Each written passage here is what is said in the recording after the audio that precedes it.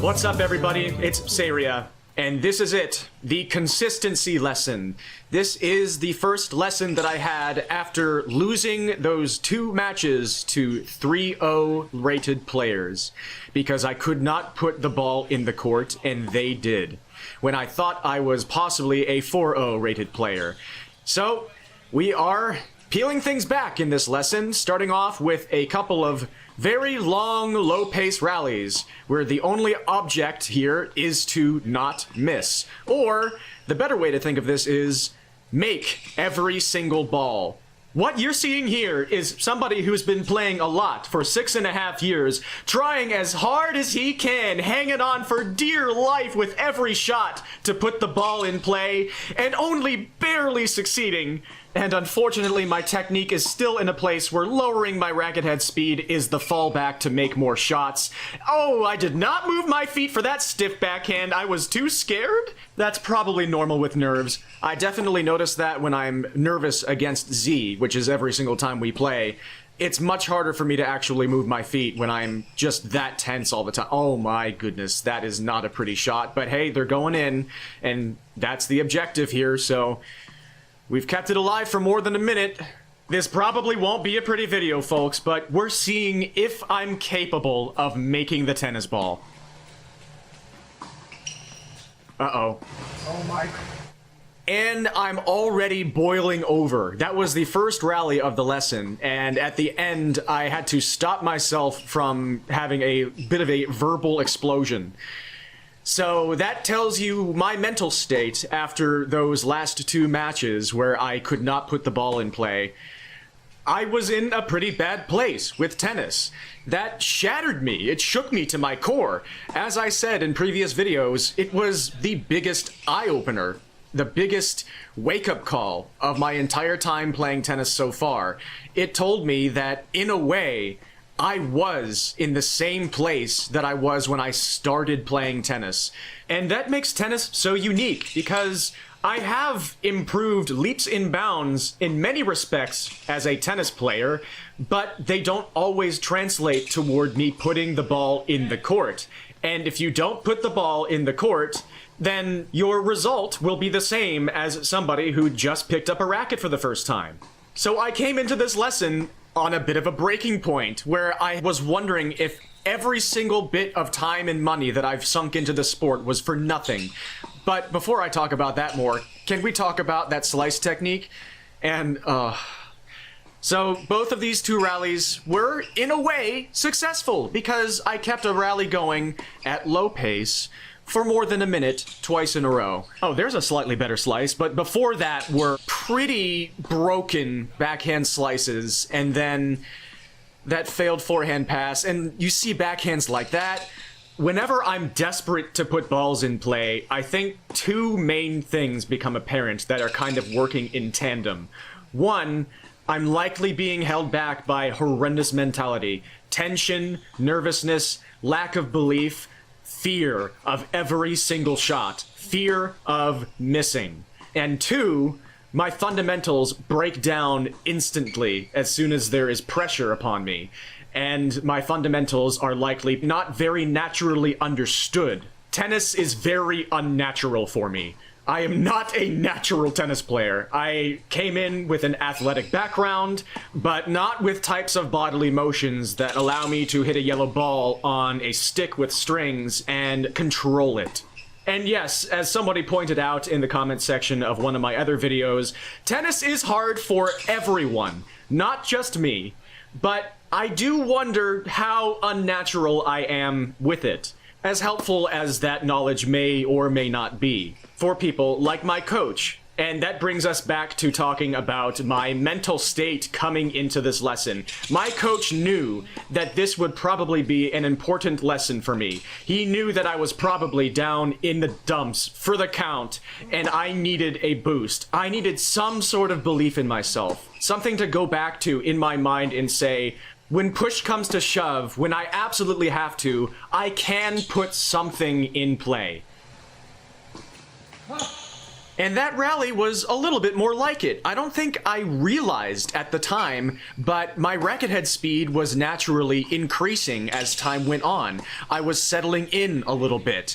This lends a bit of credence to the idea that my tension and my nerves are directly connected to my ability to produce decent shots, which again, that's not just me, but I've got to get it under control.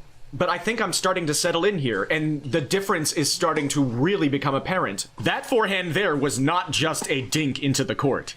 I don't think I am even realizing that I'm putting more into these shots and the quality is increasing. It's just happening as I gradually relax. And as I say that, I only just now realize that if I am able to have that moment in matches against Z, only then do I start being able to kind of play tennis a little bit. And it does not always happen. Most matches against him, I never relax. And so I just never show up. This is true for many of my matches against most players, and it was certainly true in those matches against those, on paper, lower-level players, because I put so much pressure on myself as the, on paper, possibly higher-level player. The moment I missed a few shots, I panicked, non-stop. And see, that backhand had a bit more of a swing to it, too. But my tension, my relaxing, that's going to be a less tangible thing to get better at, to practice, so that I can improve it, but it's going to be one of the absolutely most important things for me to improve. Can I get better at relaxing? Something just happened there. I just missed 2 forehands in a row deep, and my coach said, "Watch the angle of your racket face." And I said, "How?" I'm going to bring it up to him after this rally because I genuinely don't know how to make micro adjustments. I tend to have that problem in general with life where I really struggle with subtlety and in-betweens, and that's why I talk about my technique as dice rolls. Like, I just sort of throw my arm at every shot and hope for the best. But my coach is about to try to debunk that here.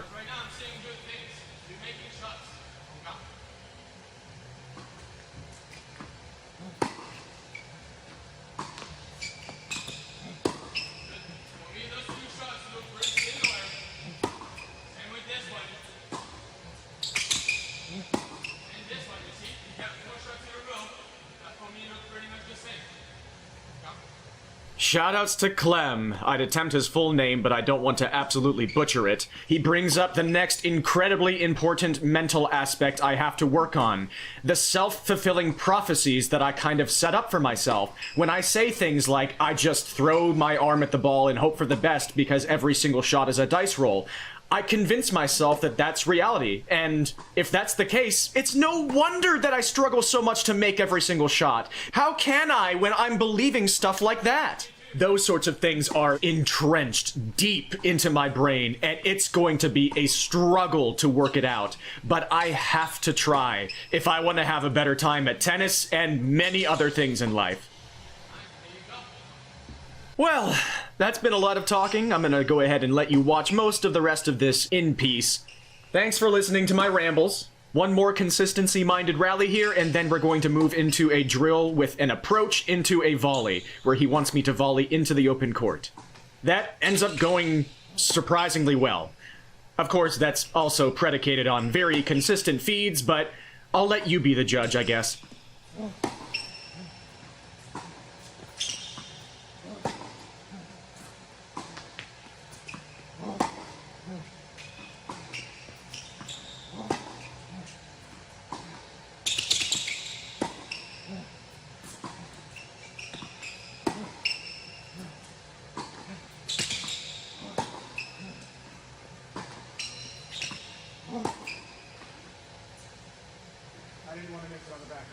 Self-fulfilling prophecy!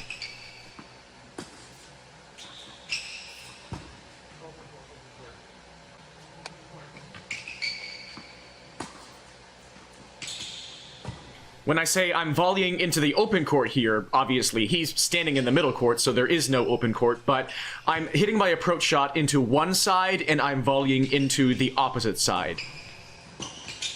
Except I hit that approach shot right into the middle of the court, and so he hit a slightly pacier and more dipping shot to punish me, which he will bring up in a moment.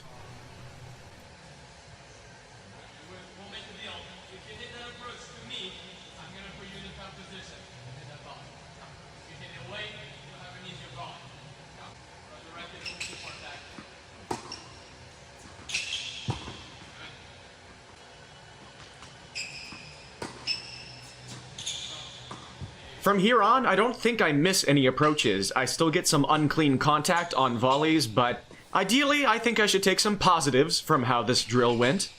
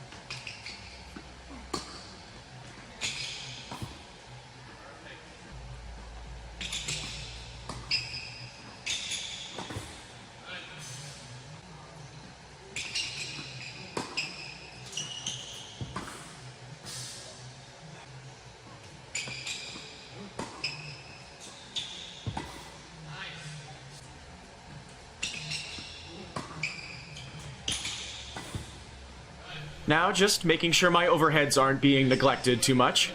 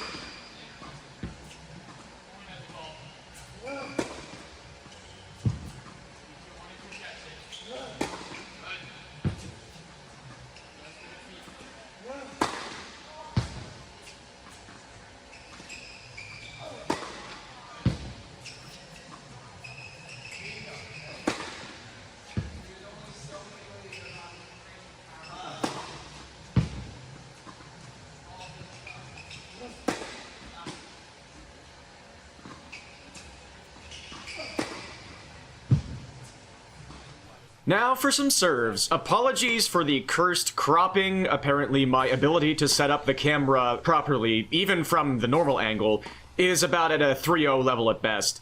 And again, unfortunately, higher racket head speed does not translate to higher consistency for me yet.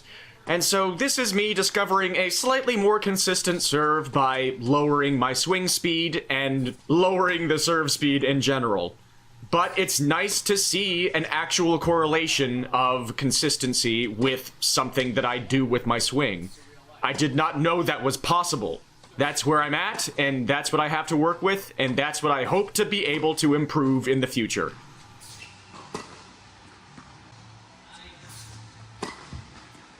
And here I'm going for some first serves, and those are going in too, which is a nice feeling.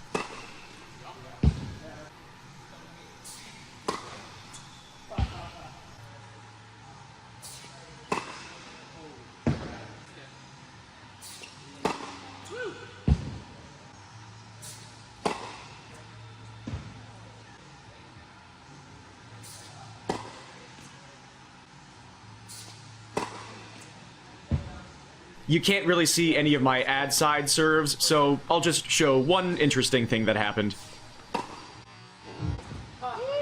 Now for some very basic point play. Can I put my serve in? Can I keep my shots in?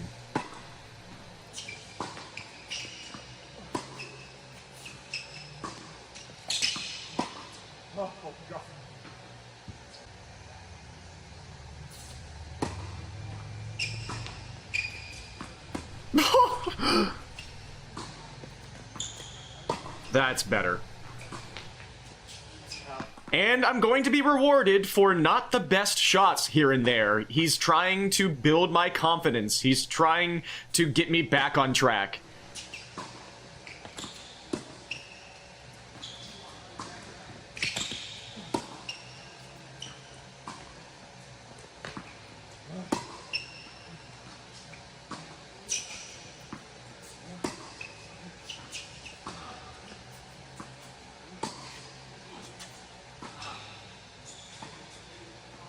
If I make enough decent balls, he'll either miss or give me a short ball to attack. Attack is a strong word. Oh, my word.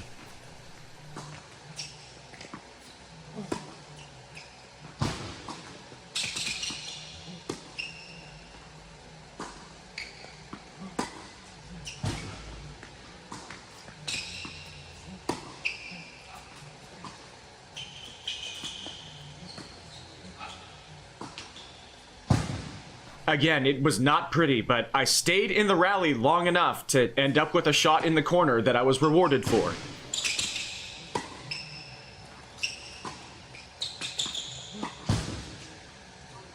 My slices, man.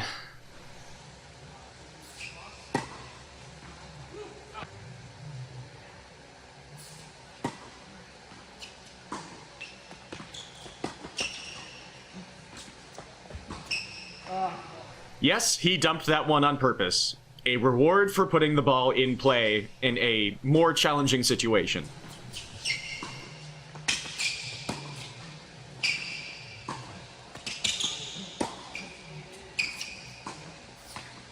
That one was an accident, though. He's giving me some light serves now. Can I put my returns in play and build the point from there?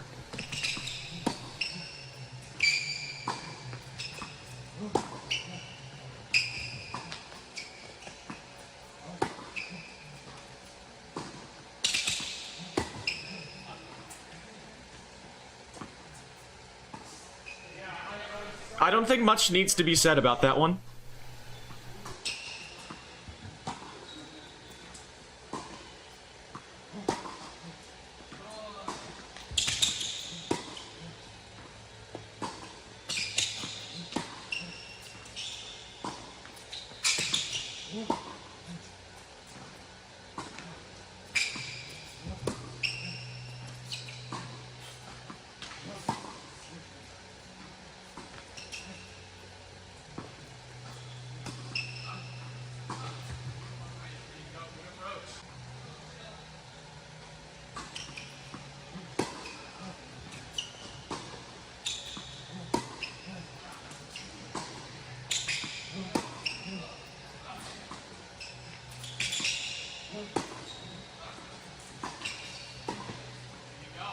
Again, I'm just settling in, and I don't think I even realized that my racket head speed and shot quality are increasing.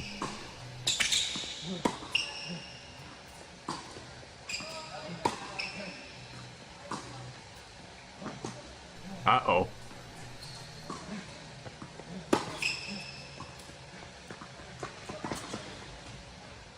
Yeah, I got away with a weak backhand half volley there, but everybody has a different coaching style, and whether or not you approve of the way that Clem handled this lesson, it was pretty effective for me. I have not lost any of the matches in that league since this lesson. It was a big boost. I felt so much better after this lesson, and I was able to think back to it and have a bit more faith in myself and back myself to last in rallies against most players. This breaks down against players like Z, and I can get overpowered if I play tennis like this, but again, this was just pure and simple. Do I know how to put the tennis ball in play? And the answer was a little bit more optimistic than I thought it was, which was a huge help. I hope you enjoyed this video. I still have so freaking much to work on, and even when things go well, like this, I have to work really hard to just keep those things with me. Which again, I bet everybody experiences. Maintenance is just as difficult as progress. It's going to be a process. Thank you for joining me in the meantime. Have a good one, everybody.